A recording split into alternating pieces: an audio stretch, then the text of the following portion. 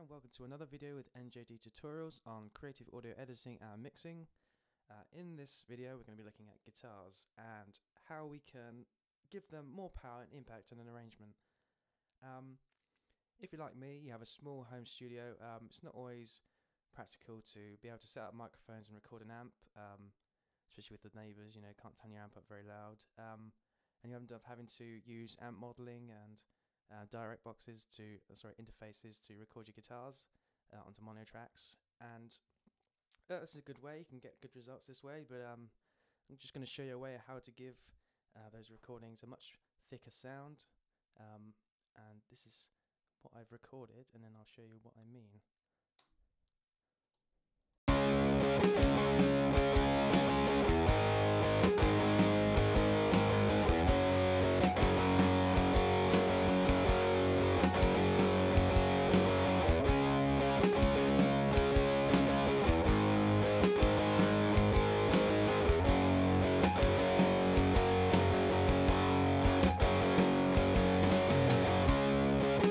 That's it. It's got a nice tone of quality to it. You know, I spent a bit of time in the amp designer trying to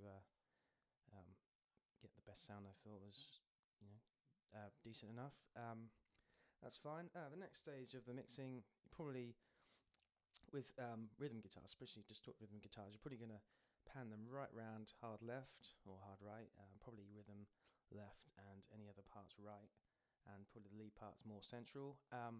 This is good, you know, it leaves you more options for stereo placement of other sounds, but it kind of ends up being quite thin, so like this.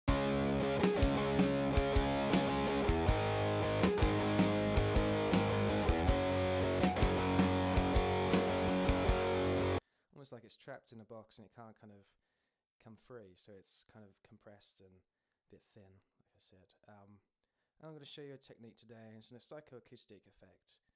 It's going to give the guitar more stereo width and a kind of thicker tone and kind of spread it right across the stereo. And this effect is called the Haas effect, and it's based on how we localize sounds around us, how we hear the world in stereo. And what we're trying to emulate is, say if I was standing in a room with my eyes closed and there's a guitarist, an amplifier on my left playing, the sound would obviously reach my left ear first, but a short while after it would reach my right ear, and basically it's based on that principle. We're going to try to emulate that effect of like how we perceive the world in stereo. So now I'm going to show you what I mean and show you how to do this. Just keep playing it.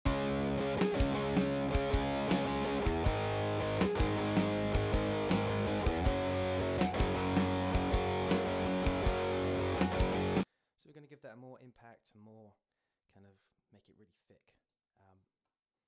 So the first thing that you want to do, this way I'm going to show you is probably the best way. It gets the best results. I've seen other people do it, and I'm using quite a simpler method, but with this way you're kind of going to get more options for mixing and blending this across within the whole arrangement and any layered parts as well. So yeah, this is helpful. So the first thing you want to do is create two auxiliary channels. Here we go, like so, and make them bus 1, bus 2, and just bring up the faders by alt clicking. You can bring it to 0. Then you want to go onto the guitar track and send bus 1, bus 2 as well, and bring those up a little bit, maybe about there to start with, even on each one. Then you want to go, I'm going to name these Haas left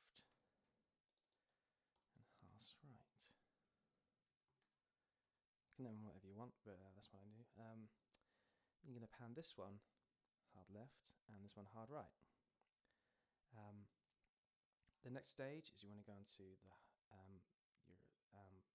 auxiliary channels and plug in some directional mixers.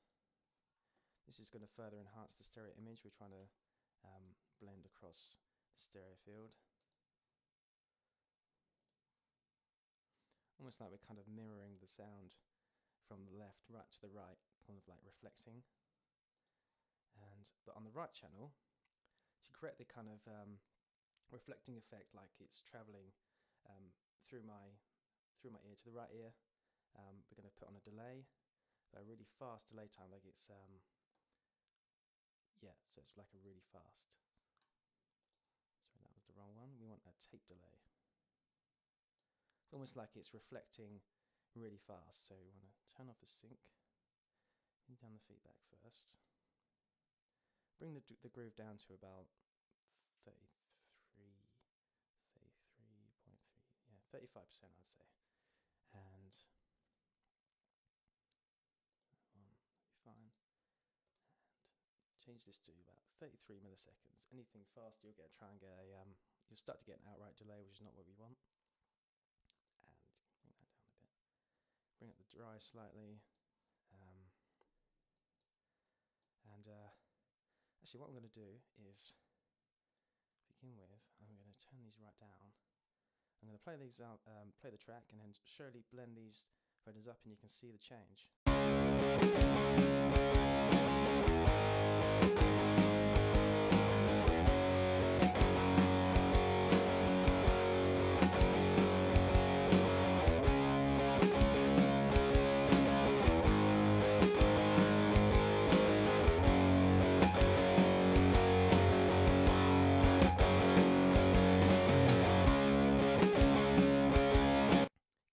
Already, it's much thicker and it's much sort of wider. It's got much more stereo width to it, and yeah, that's how you do it, really.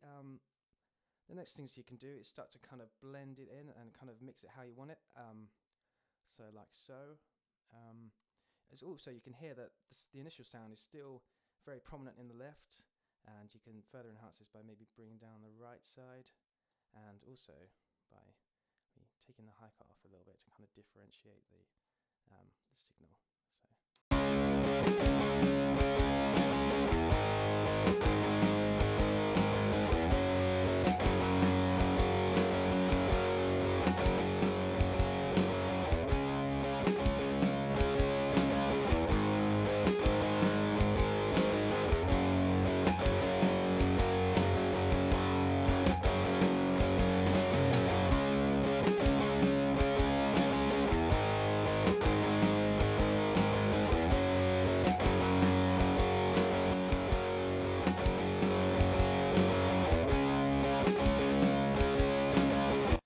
And there we go.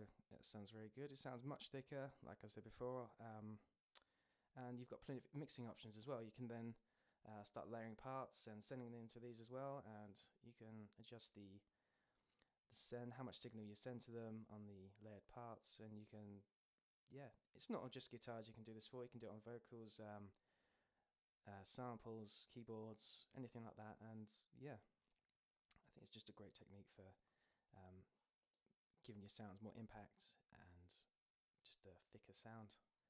And yeah, that's about it. Hopefully that was helpful, and thanks for watching.